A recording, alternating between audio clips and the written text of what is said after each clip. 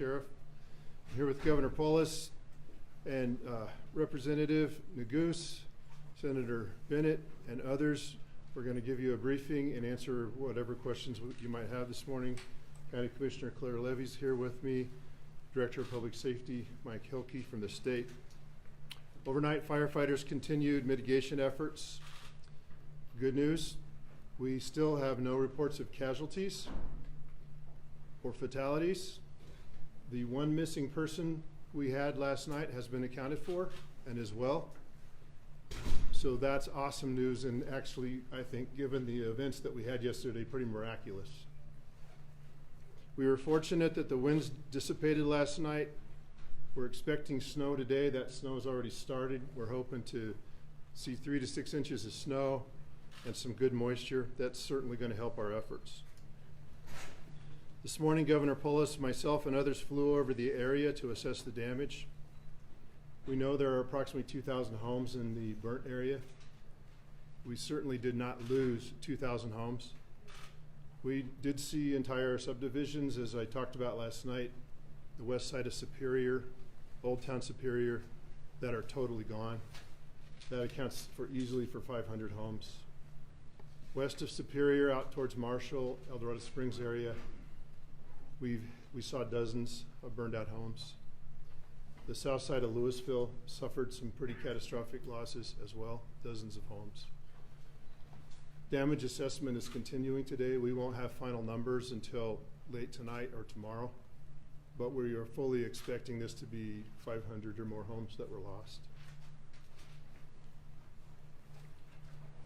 The fire burnt in an interesting dynamic with mosaics. You can see how the wind and the topography drove that fire in certain directions, devastated some neighborhoods and some blocks, and left neighbors standing and intact.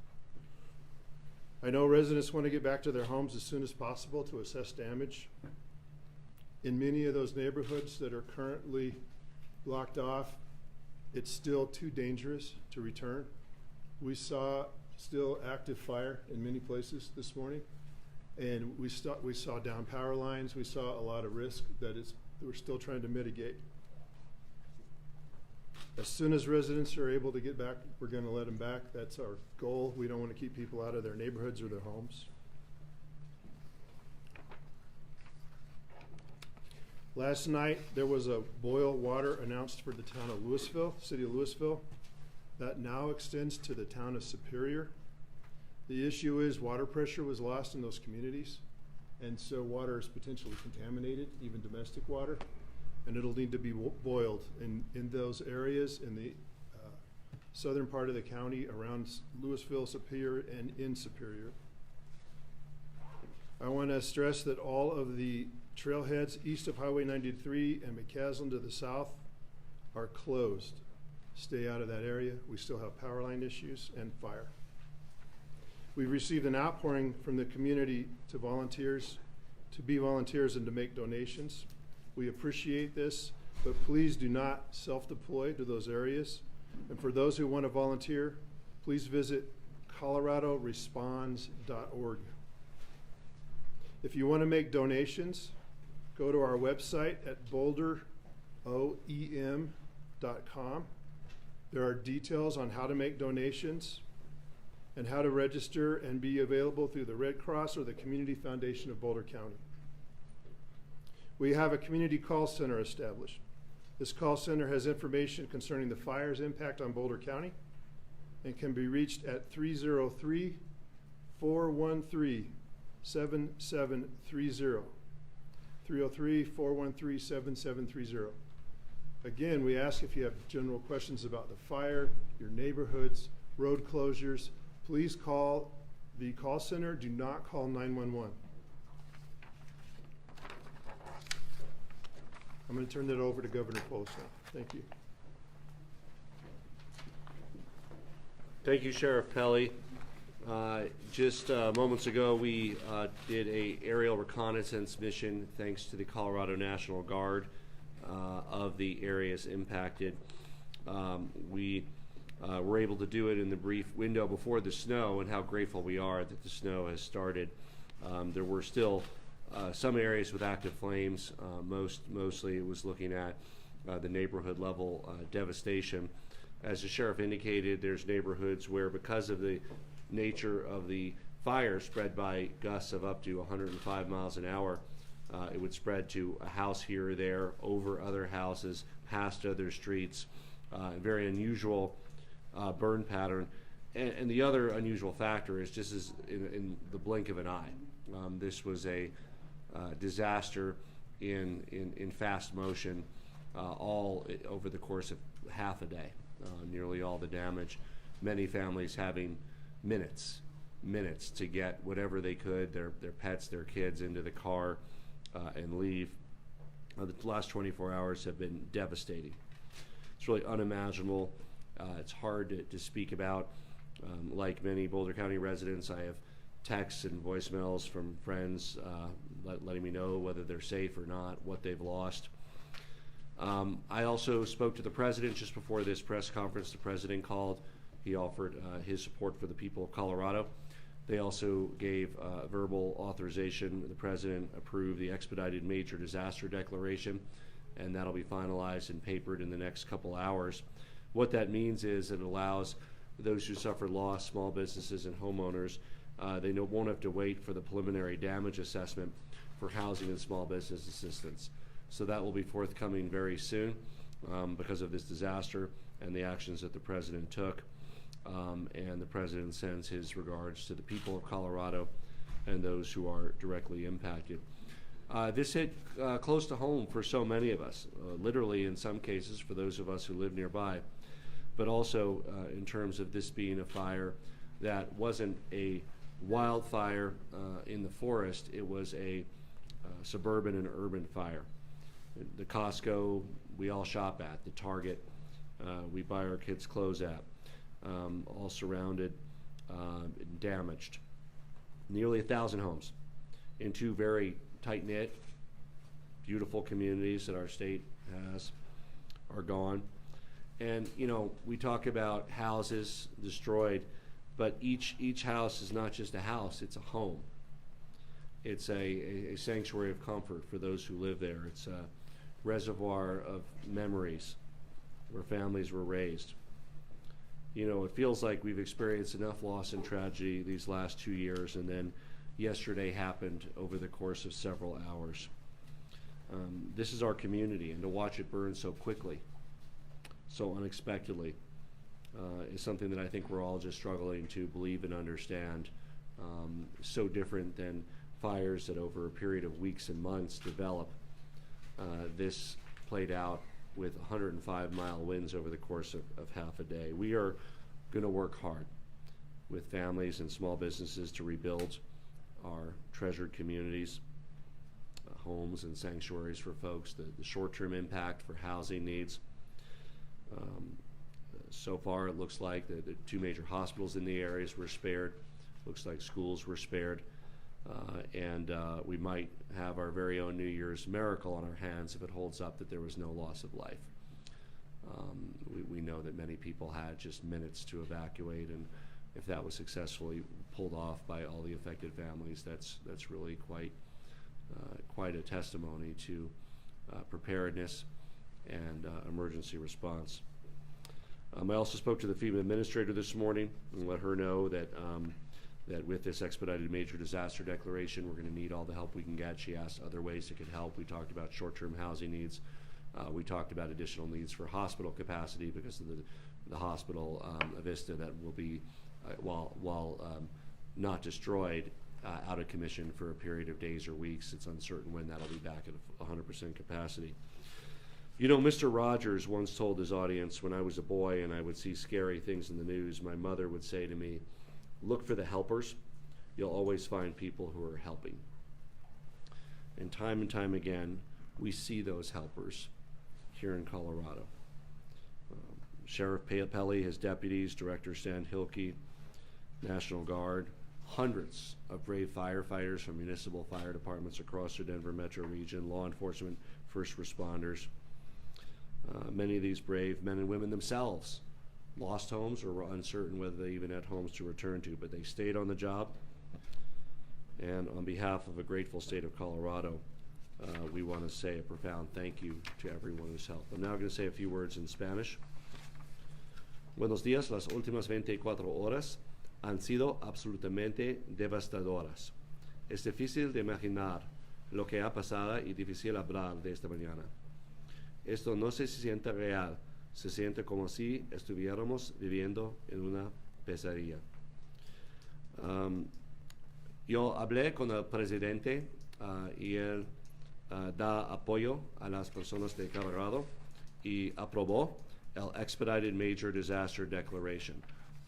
Y los fundas pueden ir a los negocios y a las personas que pierdan sus casas. Una y otra vez veo a esos ayudantes aquí en Colorado.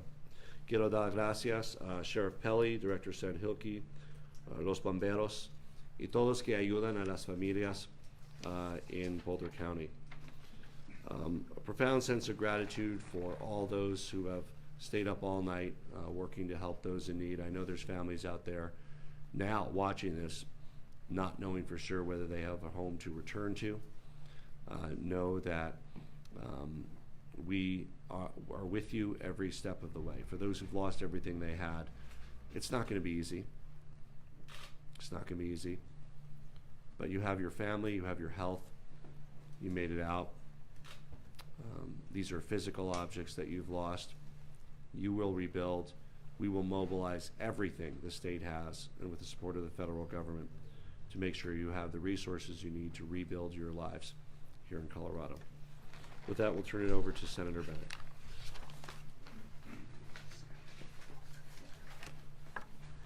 Thank you, Governor. Thank you for your leadership again in another profoundly difficult moment for this state with just one day left in the calendar year. I'm going to be brief. I want to start by thanking the sheriff and all of the first responders who did just an unbelievable job of getting people out of here and of making sure that people evacuated. We don't know what the final numbers are going to be here, but when you fly over this, to know that the loss of life is, you know, if there is any, is going to be as limited as it is a profound testament to the way that the first responders alerted people to the danger, and I think importantly the way people themselves responded to the alerts that they received. And so I just want to start by saying thank you.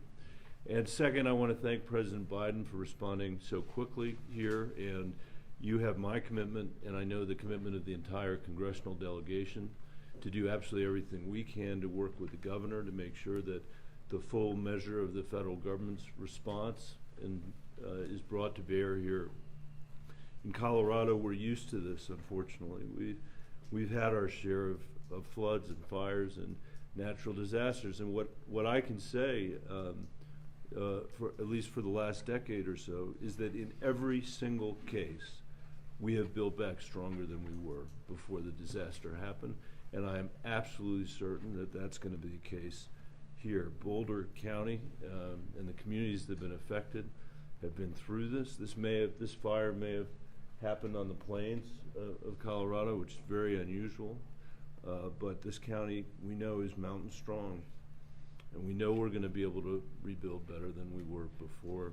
And I want to turn it over to my colleague from the delegation who represents this part of the state, Joe Neguse. Well, good morning, everyone. First, I want to start by thanking our firefighters, our first responders, police officers, everyone who's been working so diligently throughout the day yesterday and this morning and through the night to protect lives and livelihoods. We are incredibly grateful for your service and your bravery, and that starts with my friend and colleague, Sheriff Pelly. Many of you know that Sheriff Pelly is one of the longest serving sheriffs in Colorado history, and he has had his fair share, more than his fair share, of disasters during his tenure. And we are so grateful for his leadership and the work that all of his deputies and incredible firefighters who drove up last night from West Metro and from Jefferson County, from Denver, really across our state to help protect our community. Thank you to Governor Polis for his leadership, to Mayor Stoltzman and Mayor Folsom, both of whom have done an incredible job under some really troubling circumstances, leading their respective cities of Louisville and Superior, not knowing whether their homes were safe during this terrible tragedy. Yesterday was a devastating day for Boulder County, for Superior, and for Louisville. These fires, as you heard the governor say, are unprecedented.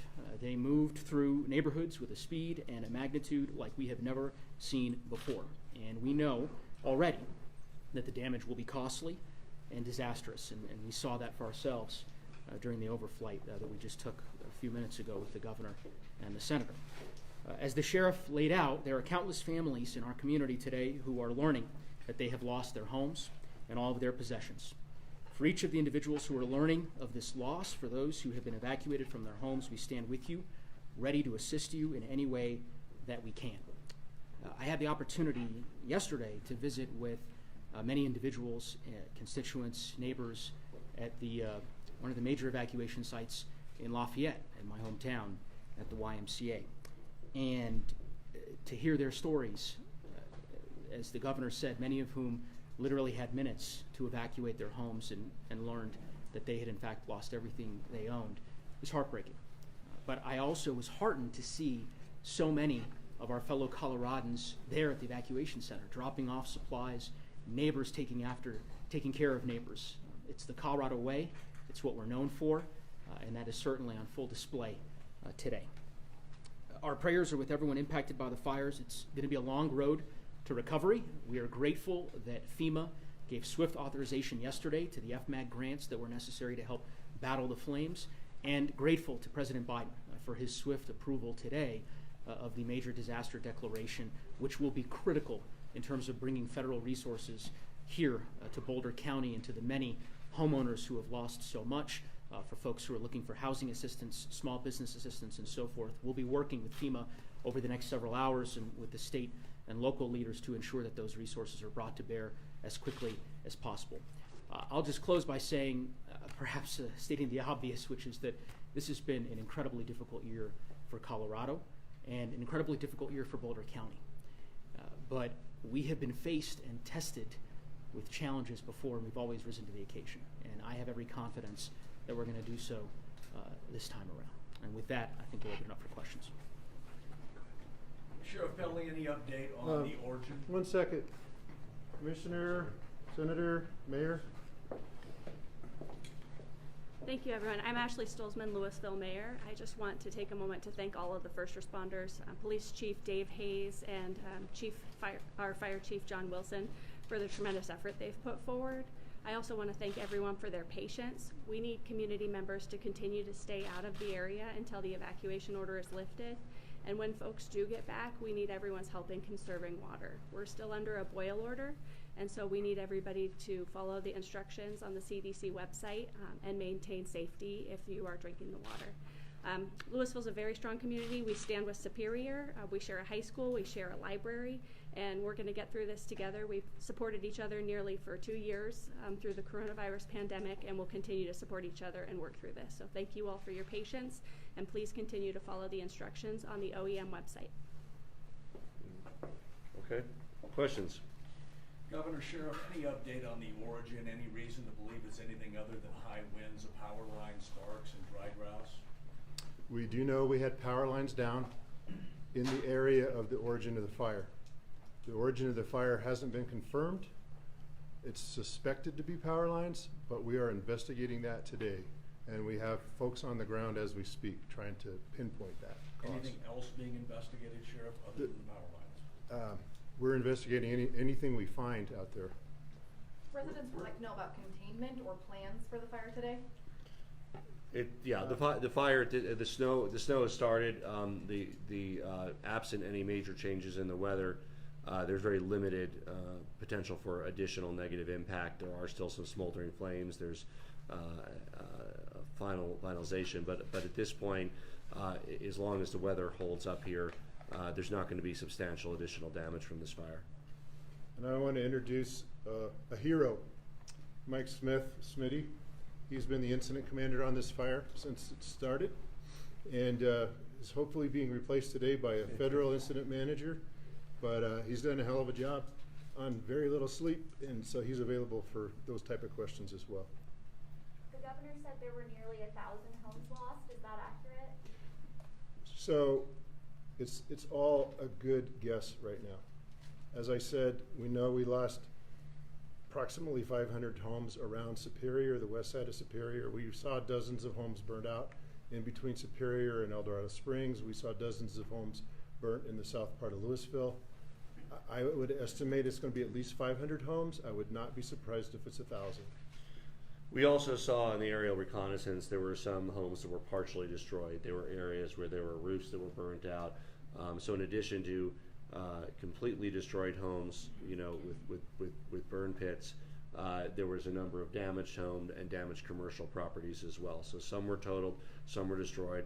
It'll take some time to get the final numbers back for the exact numbers, but as the sheriff indicated, over 500, upwards of 1,000, as well as a number of stores and commercial properties that were damaged. Governor, Sheriff, you were talking about maybe 1,000 homes, 2-3 people a home, 2,000 or 3,000 people. We're getting ready for snow here. How are we going to house all of these people? What are the plans? Realizing it's early, what can you share with those that are wondering where they can go, what they can do?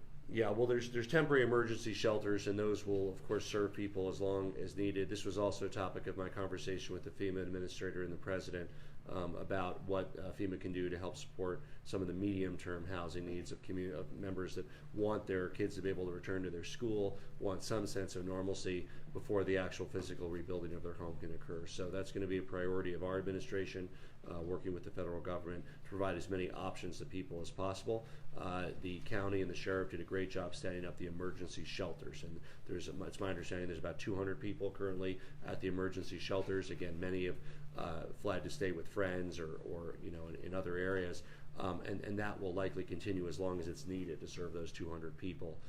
Usually in these type of events, that can be a matter of weeks. What was the strategy for mitigating this fire? It had to have been incredibly difficult with those fires, and talk to us a little bit about what your firefighters went through, please.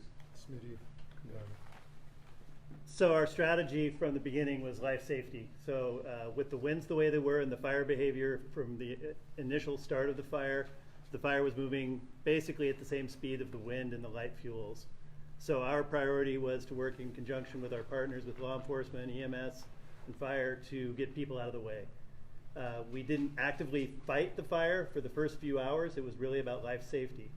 As we started to get a little bit of ahead of the curve, we started to be able to anchor into some of the places and get some good firefighting done, but our priority through the entire event was life safety for both public and firefighters. And just to highlight how rapid this event was, this was a rapid fire over a period of hours with gusts of up to 105 miles an hour, leapfrogging instantly over highways, over roads, across neighborhoods.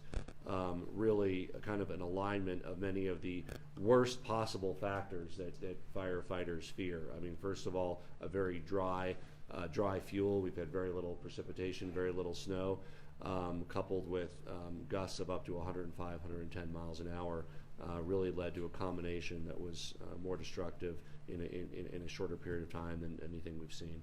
Sheriff Belli, can you talk a little bit more about the power lines that were involved in this? Were they high tension lines, were they local service? And then also, Sheriff, you and Governor, I wonder if you can share a little bit what you saw from the air and what everything looked like on the ground. Be a little bit more specific with those details.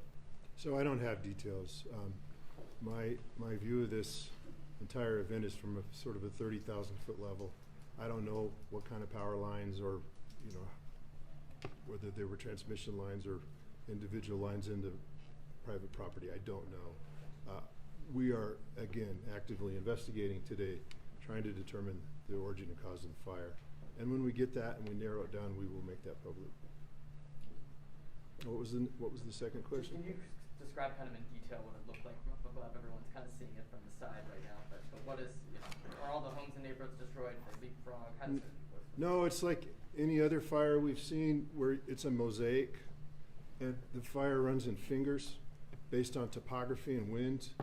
And you'll see where the fire infuels, like in gulches where there's shrubs and taller grasses, where it entered neighborhoods and took out like an entire block and then left everything around it standing. And then, on the other hand, like on the west side of Superior, in that subdivision in the old part of town, there's an entire community that's completely wiped out. That's just smoking holes in the ground. So it was intense in places, and then other places it just got in topography, driven by the wind, and it ran in fingers. Can you tell us what you know about utility lines and the potential for freezing temperatures overnight? I know they're working as hard as they can, as fast as they can to restore power. So a major issue with late season fires for us, and we've experienced this in the past, is we have warm temperatures, we have wind, we have a big fire, we lose power, and then the next day we freeze over. And so all those homes, we are in danger of broken pipes and running water and that. And so I know restoration of power is a major priority. Is US 36 still closed? When will it reopen? Do you have any? It is still closed. We're still continuing to do damage assessments along the road. We are looking very hard at how quickly we can get some of those major thoroughfares open, but I don't currently have a time. Did you all hear that okay? Sheriff, unconfirmed calls to our newsroom that there were fire hydrants in Louisville that might have been dry or not operating yesterday. Any confirmation, any information on that line? Yeah, they were having water pressure issues, but here's what happens when you have neighborhoods burn out. The individual homes start leaking, right? And then the pressure to those individual hydrants becomes less and less. And so I know they were having problems with fire pressure or water pressure. That's actually not unexpected in a major event like this. Sheriff, you said one missing person had been located. Are there any other indications there are missing individuals? No, we don't have any. We don't have family members calling in, telling us they can't find Aunt Rose. None of that. The one lady that was reported last night was found up fine. It's unbelievable when you look at the devastation that we don't have a list of 100 missing persons, but we don't. And so, again, I'm hoping that's a miracle, because it would be, given the circumstances. Any other utility issues, gas lines, anything else like that to be aware of or to get back in operation? We're working closely with Excel and all the different power providers in the area to do quick assessments on where we can. Like was alluded to previously, one of our big concerns, and we've got a group specifically working on how we're going to restore power where it's safe, to make sure that the power lines are inspected before we re-energize, and that the gas lines are all intact before we do that. So we are actively working on that. As far as major transmission lines or gas infrastructure that's been damaged, I don't have any information on that. Thank you. Sheriff, Governor, lots of calls to our newsroom from people wanting to know if their homes are still standing or destroyed. What is the best way you recommend people to get that information? You're obviously limiting access in some areas. What do you say to those people that want to know? So once the damage assessment is done, address by address, we'll be able to post a list of homes that were lost. That won't happen for a while. That will take at least a day to accomplish that. There is a map of the burn area that will be posted on the Boulder OEM website. Please keep in mind that only a portion of the homes in that burn area are affected, and there are a lot of unaffected homes. There will be the ability, I think, soon for flights, that kind of thing, to give more information to the public. But right now, I can't provide information on specific addresses. How satisfied were you with your readiness level and the equipment you needed to fight this best you could, sir? For the hand that we were dealt, I don't think that we could have done a better job. The initial response from the local fire departments, then stepping up through the county response, the delegation to the sheriff, and then the cooperation through with the governor's office, through the state DHSEM and DFPC were both fantastic. And I think the collaborative effort really did show the preparedness level and the amount of preparations that we've done here in Boulder and statewide as well. Yeah, there's no technology or equipment that's available to have halted this kind of fire in its tracks with 105-mile winds and the dry conditions and the fuel that was available. But the firefighters, the sheriff, the state assistance. They did everything they could, as you said, Smitty, with the hand that they were dealt. Governor, you've dealt with a lot of challenges in the past 2 years with COVID. You talked about what you saw from the helicopter. Can you let us inside the emotions of what you had to watch in that helicopter? You know, I of course have many friends in the affected areas. I just want to read a text from one that I got, a friend who lost their home, or doesn't know if they lost their home. She said, "I'm in the Springs with my parents. My sons got out okay. We may not have homes tomorrow, but we have each other. I'll miss the treasures we've collected for the last 30 plus years, and while not replaceable, that's not people. And remember, we will have homes. A house is made of sticks and stones. A home is made of love alone." With her attitude, the people of Colorado are resilient. The people of Colorado are strong. They will build back. This has been a tough few years all around. The 3 largest wildfires in the history of our state. But to put things in perspective, those 3 largest wildfires combined, while over 600,000 acres, each one of them over 200,000 acres, still destroyed less homes and less businesses than this fire of 6,000 acres, because this was fundamentally an urban and suburban fire. The people of Colorado will build back if we're granted this New Year's miracle of no loss of life. It truly is nothing short of miraculous. And we have one another. Most, if not all, people got out and are safe. And we, as their friends and neighbors and fellow Coloradans, are going to do everything we can to help them rebuild their lives. Let's do one last question. Do we have an estimate on containment or how many acres are currently burning? So the total area of the fire, the burnt area, has been updated overnight with the state airplane overflight to 6,000 acres. There are still areas burning inside the fire zone, around homes and shrubbery and that kind of thing, but we're not expecting to see any growth in the fire today. I think we're pretty well contained, except for what's happening inside the fire zone. Would that be accurate? Yeah, as far as a percentage number, we're still calling it 0% contained, but as the sheriff said, I don't think that we will see much fire growth. But this isn't a fire that we would traditionally see like in the mountains, where we would be going out and digging hand line and using heavy equipment to dig containment lines. This is more about working around the perimeters of homes and working our way through the process. So we're having to kind of change our thought process on what containment looks like as far as a percentage, but I do think that our forward progress is going to be very minimal from this point on. And just speaking anecdotally, from looking at the aerial reconnaissance that we did, very little fire, very little active fire, mostly burnt out pits and areas, grassland fires, move fast, limited fuel, different than trees, and a few areas where we saw smoldering flames, a few here and there, really areas that might have just be finishing off their burn, almost all of them with no available fuel around them. So again, absent the kind of winds that we had before, they're not likely to jump everywhere. They're burning through the very limited fuel that they have, and are likely to extinguish themselves. And of course, we also now have snow and precipitation in the area. Thank you to those across Colorado and those across the world who have joined with the people of Colorado in helping us get through this difficult time. We thank you for your love, your prayers, and your affection. And we look forward to your help in helping our affected families and our community build back stronger.